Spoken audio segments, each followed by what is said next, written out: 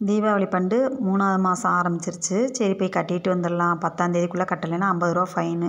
அதுக்காகவே நேற்றுக்கே போய் கட்டிட்டு வந்துட்டேன்.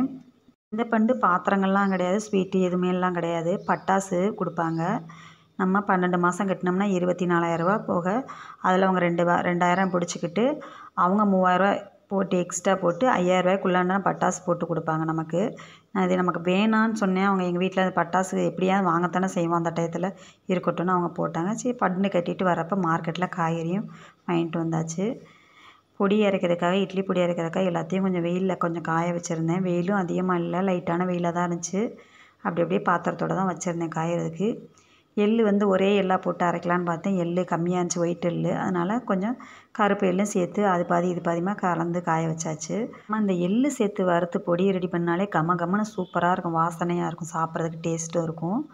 அதுக்காக எனக்கு எள் சேர்த்து பொடி ரெடி பண்ணி, இது வீட்டுக்கு ரெடி பண்ணலை. நம்ம இட்லி மாவும் சேல் பண்ணுறதுனால சில பேர் இட்லி பொடியும் கேட்பாங்க. அதனால் சில பேர் கேட்குறவங்களுக்கும் கொடுத்துட்டு மீதி பேக்கெட் போட்டு கடைகளுக்கு கொடுத்துருவேன்.